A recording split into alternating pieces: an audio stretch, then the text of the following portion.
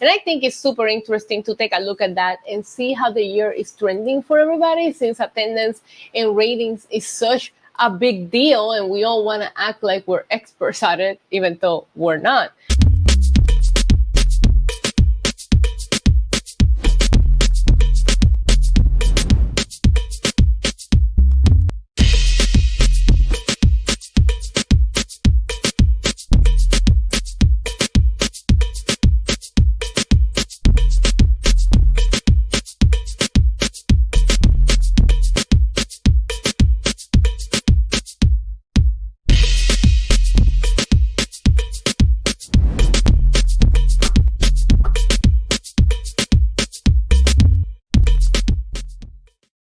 Well, hello, my little demons and divas and demonites. Bienvenidos. Welcome back to my channel. ¿Qué es la que hay, mi gente? Estamos activados, estamos encendidos. It is I, Isa, aka the Demon Diva, and the big dog, as you can hear him barking in the background, as always. I hope you guys are having a fantastic day. Now I know what you're thinking. Isa, an upload. I know. I told you I was trying to work on extra content for you guys.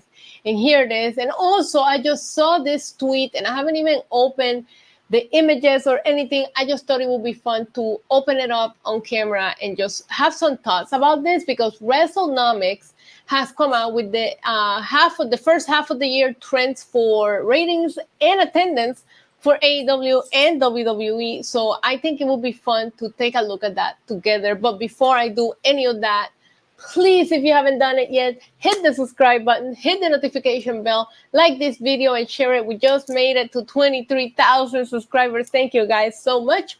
And without further ado, let's get into it. Like I said, Wrestlenomics just tweeted this a little bit ago. I just saw it. I haven't really had time to take a look at it. I wanted to take a look at it with you guys here together.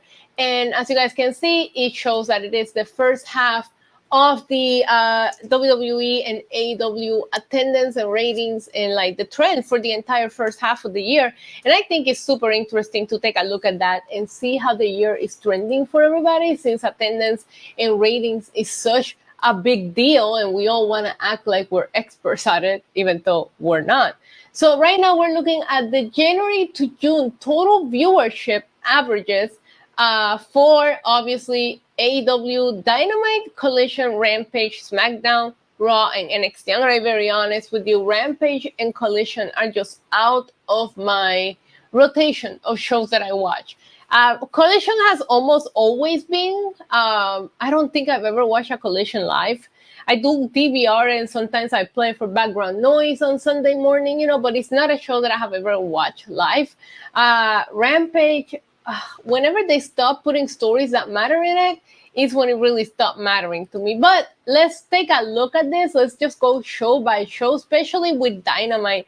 We can really see in 2022, AEW Dynamite was having an average of viewership of 958,000 viewers. Now in 2023, that went down to 881,000.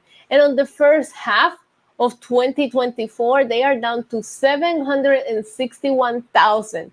That is almost a 200,000 viewers dropped in a matter of 2 years, which is crazy when you start thinking about the people that they signed, the money that they have invested into the company, especially, with the last few signings being reported to being quite expensive signings. Also, some of the people that maybe used to draw before are not drawing the way that they used to. People are just not invested. I personally think that AEW needs to get in a rhythm of putting good shows constantly, not just here and there, because there will be a video for my members only. We do have channel memberships. Feel free to hit the join button, because today I have a channel membership video talking a little bit about it, because, for example, the ratings came out for last night's episode, and it was still in the 600,000s, but everybody is just shitting on that rating instead of just talking about that. I personally thought the last night's episode was not bad, but not just one episode is going to save, it's going to bring people back. You have to consistently book these shows with the storylines that people care about. Otherwise, they're not going to come back just because you had one good show. So I'm very curious to see how Dynamite follows up And I'm very excited that they're building up All In weeks ahead of time so that we can really get into these stories before the big pay-per-view. That should be, I know people talk about All Out and Double or Nothing, but that should be the WrestleMania, being a stadium show. When you take a look at Collision, obviously we don't have any 2022 data. It didn't exist. In 2023, it averaged about 606,000 viewers, and right now it's averaging about 422,000 viewers. Like I said, I don't watch Collision, but I think Collision was set up for failure the second they put it on a Saturday time slot. There's normal pay-per-views. It used to be live. Now they pre-tape it half of the time. Like, it just doesn't feel the way that it used to. And I just don't know if because it sounds like they create a Collision for CM Punk. And after losing CM Punk, I'm not sure that the show feels the way that it used to. Like, it doesn't have the same purpose now. It just feels like Rampage 2.0, if I'm being honest. I scroll through socials and I try to get some clips to see what happened just so that I can stay caught up, because otherwise you're going to feel super lost on Wednesday. And it just doesn't seem like anything is happening in that show that is worth tuning in for live. Now, when you take a look at Rampage has never really been up there when it comes to the ratings. 2022, they were doing 508,000. 2023, 424,000. And now in 2024, they're down to 346,000. Officially, between all of the shows that we're looking at, the worst so far in viewership as far as 2024 in the first half of the year goes. Now, let's go ahead and move on over here to WWE. And SmackDown back in 2022 was doing about 2.13 million. 2023 went down to 2.33 million. And 2024, 2.32 million. And that is in the first half of the year. We still have the second half. So not a big difference there. If you take a look at the charts in WWE, the one thing that you can see is consistency. These numbers are not crazy drop, crazy. It's just consistent, which is what I'm saying about AEW booking better shows and staying consistent could help them at least, I don't want to say close the gap, but at least stop the bleeding. Let's just right now they got to worry about stopping the bleeding. They cannot drop to that 500,000 again. And I don't know what happened there, honestly. But Monday Night Raw, 2022, 1.76 million. 2023, 1.82 million. 2024, 1.73. So Monday Night Raw has a little bit of more of a variance than SmackDown, but it's still nothing crazy. I mean, when you look at it from 2023 to 2024, it does look like there's a little bit of a gap, but it's not that much of a gap. You feel me? And when you take a look at NXT, we got to give them the prize for the most consistent. 605,000 in 2022, 603,000 in 2023, 650,000 in 2024. So they're trending up from what they usually do, but NXT seems to be consistent. Now down here, the key demo, I never really care about the key demo, but when you take a look at it, Dynamite always brags about their key demo. They were doing 0.037 on 2022. They dropped to 30 on 2023, and now 26 for what's what are the noises? For 2024, here, Collision, that is wild. 0.27, and now they're at 0.12. In Rampage, 0.19, 0.12, 0.11. It looks like they never really had a hold on anything there. When you take a look at SmackDown, they were at 0.52 in 2022, 0.60. And now they're up to 0.65. So even though they have gone down in the viewership, they definitely went up in the key demo, which is the people that spend the money. So that is important. Same thing with Monday Night Raw. They might be trending a little bit downwards as far as the viewership go, but the key demo has gone up. Used to be 0.47 on 2022, 0.55 on 2023, and we're trending upwards for the first half of 2024 at 0.56. That's great news for them and great news for NXT as well. Now, NXT, I always used to call it the old people show because their key demo numbers have never been very impressive. But they used to do 0.13, then they were doing 0.15, and now they're at 0.19, and that's just the first half of the year. So you gotta give NXT some props for that kind of growth. Pretty much with all of the WWE shows, they're trending up when it comes to the key demo, where AEW seems to be trending down. Very curious to revisit these numbers at the end, at the beginning of next year. Now,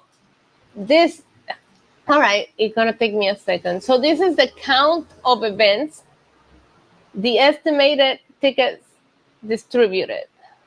I'm so confused. Holy shit. All right. So when you take a look at this, 26 Dynamites, that's not. I guess they're looking at it from half of the year, right? Yeah, I guess. But AEW pay-per-views, I see it. Okay, so Dynamite 26, 26, 26. They typically pre-tape Rampage at one of these, so obviously you're not going to see a number for Rampage. And then Collision, they had number 3, and now this year they've had 20. Some of them have been pre-taped due to pay-per-views, etc. And as you can see, they went up on pay-per-views a little bit. They have one more 2023 and 2024 than the last 2 years with 4. WWE, pretty steady. They're a weekly thing, 26, 26, 26. SmackDown, 25, 25. I don't know what happened there. House shows, 56, 46, 35. AEW stopped doing their house shows once Collision was announced, but I don't think their house shows were ever very successful. And WWE PLEs, 6, 6, and 7. So they also went up in PLE. So now let's take a look at the average estimated ticket distributed. Why is this the same? I guess this is per event, and this is like average. I'm confused. All right, so Dynamite. This one is a big eye opener, right? Because in 2022 they were distributing about 5,700 tickets per event. 2023 they went down a little bit with 5,400. Now in 2024 they're averaging a little below 4,000 per event. Collision used to do good. Look at that, 6.5 in 2023 and 3.1 in 2024. Now their pay-per-views numbers, and you gotta give it to them. When I see an AEW pay-per-view, I always see a pretty good turnout. Their fans do pull up for the pay-per-views, and a lot of people have criticized them for not picking new locations or this or that. But regardless of that, you can definitely see that that people are still kind of coming through for the pay-per-views. For their pay-per-views in 2022, they used to average. It's still trending downwards, but it's not bad. They used to average about 12,400 tickets. In 2023, they averaged 11,000 tickets. And in 2024, for the first half, 10.5. So I'm pretty sure they'll end up at 11 or higher. Very curious to see how Wembley would do. Now, take a look at Monday Night Raw, because this one is wild the way that it has gone upward. Same with SmackDown, house shows, and pay-per-views. The pay-per-view number is insane for WWE. But Monday Night Raw in 2022 was doing just a little over 6,700 tickets distributed per Raw. But in 2023, they went up to 9.6.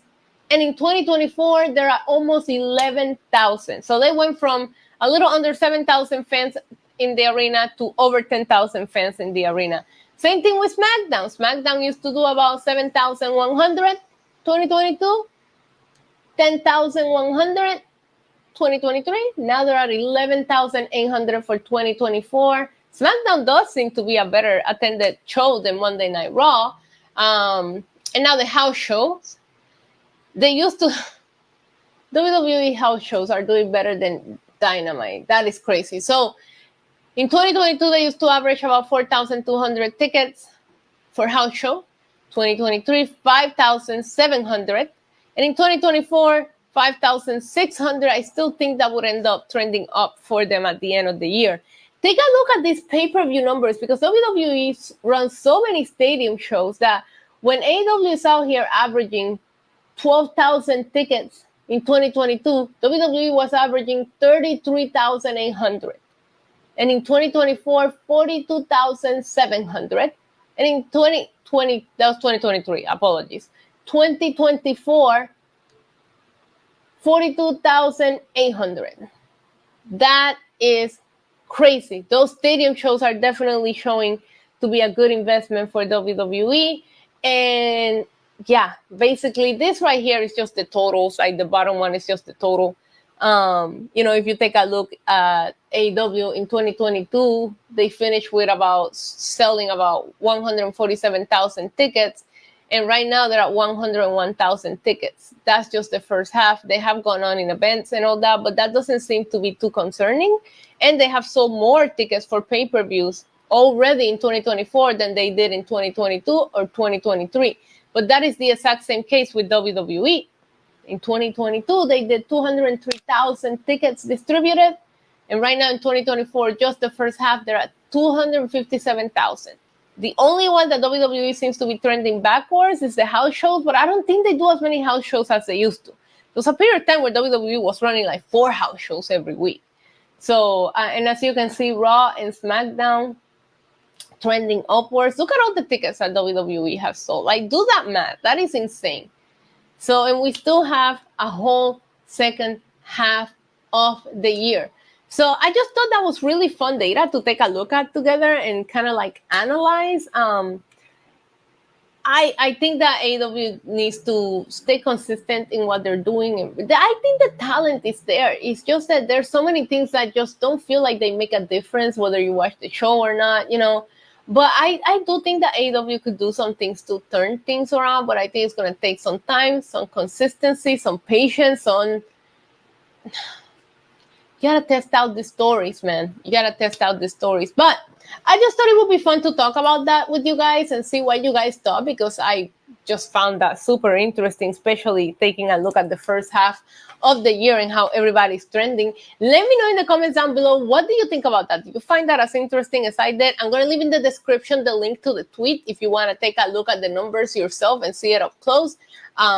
Check out the description. Thank you, Wrestlenomics, for gathering that data.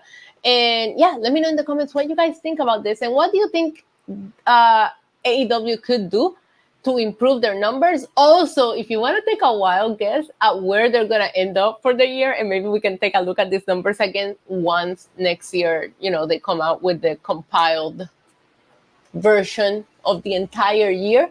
Thank you guys for watching. Thank you so much. I will see you next time. Until then, adios. Mwah.